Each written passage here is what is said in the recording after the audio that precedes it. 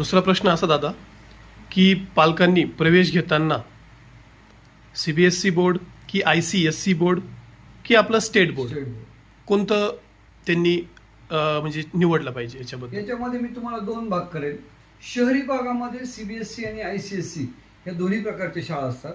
ज्या ठिकाणी पालक खूप सुशिक्षित आहेत त्या ठिकाणी मला असं वाटतं की ICSE किंवा CBSE बोर्ड त्या मुलांनी चॉईस करावं किंवा पालकांनी चॉईस करावं.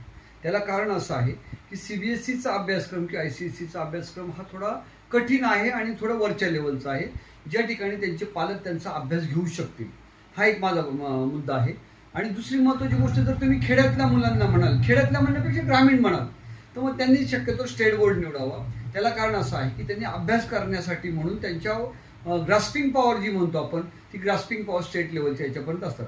परंतु त्यामध्येही काही मुलं अशी आहेत की ती CBSE आणि ICSEच्या लेवलची आहेत, ज्यांना आपण मूळतच हुशार मुलं म्हणतो ते. आणि जर तुम्ही बाकीच्या माध्यमाच्या बाबतीत बोलाल तर मला असं वाटतं की खेड्यातल्या मुलांनी शक्यतो स्टेट बोर्ड पॅटर्न सिलेक्ट करायला काहीच हरकत नाही. त्यातल्या त्यात CBSEच्या पण शाळा आहेत, परंतु खेड्यातल्या शाळांना किंवा ग्रामीण भागाकडे CBSEच्या शिक्षकांचा यायचा कल कमी असतो, त्यांच्या फीस कमी असतात. त्याच्यामुळे CBSEच्या अभ्यासक्रमांना जे काही शिक्षक असतात ते त्या लेवलचे लागतात, त्या गुणवत्तेचे लागतात आणि त्यांचा पगार पण त्या लेवलचे हाय असतात.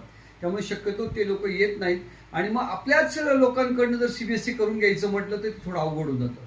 त्यामुळे या प्रश्नाचं मी उत्तर असं देईल की ग्रामीण भागातल्या विद्यार्थ्यांनी शक्यतो स्टेट बोर्डचाच अवलंब करावा आणि शहरी भागामध्ये असेल तर मग ICSE किंवा CBSE द्यायला काहीच हरकत नाही.